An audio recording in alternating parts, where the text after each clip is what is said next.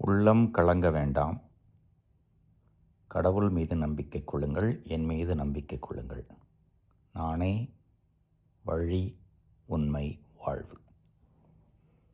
நற்செய்தி வாசகத்தில் இயேசு கூறிய இந்த வாக்கியங்களை கேட்டோம், இந்த வார்த்தைகளை கேட்டோம்.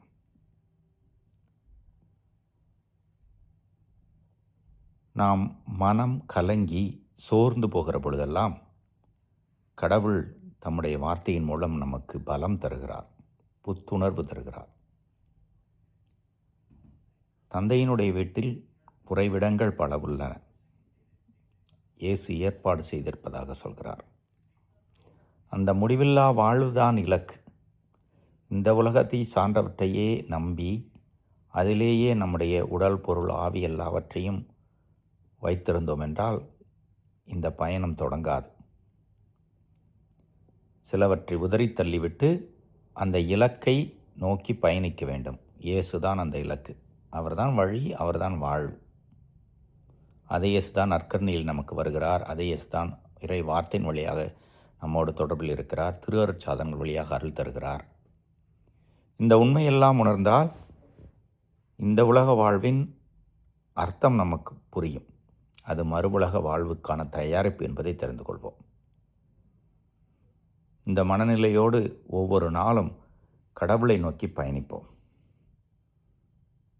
இன்று இன்னும் 2 நிகழ்வுகள். ஒன்று, மாதத்தினுடைய முதல் வெள்ளிக்கிழமை, இயேசுவின் திரு இருதயத்திற்கு அர்ப்பணித்து ஜெபிக்கின்ற நாள். அந்த திரு இருதய அன்பை உணர்ந்து அவரை நோக்கி தான் பயணிக்கிறோம் என்று அர்ப்பணித்துக் கொள்வோம். மற்றொன்று, இன்று மே மாதம் முதல் நாள் தொழிலாளரான புனித சூசேப்பருடைய திருவிழா. புனித யோசேப்பு தன் கைகளை நம்பி உழைத்து திருக்குடும்பத்தை காப்பாற்றியதற்காக திருச்சபை அவருக்கு கொடுத்த அடையாளம், பட்டம் இது. உழைக்க மனமில்லாதவர்கள் உண்ணலாகாது. எனவே உழைப்பு என்பது நம்முடைய வாழ்வின் அங்கம். சோம்பி திரிய முடியாது. உழைப்பை முழுவதுமாக இந்த உலக வாழ்வை நலமாக்கிக் கொள்ளவும் மறுவுலக வாழ்வை நோக்கி பயணித்து கொள்ளவும் பயன்படுத்துவோம். புனித சூசேப்பரே, எங்களுக்காக வேண்டிக் கொள்ளும். இயேசுவின் திரு இருதயமே, எங்கள் மேல் சிநேகமாயிரும்.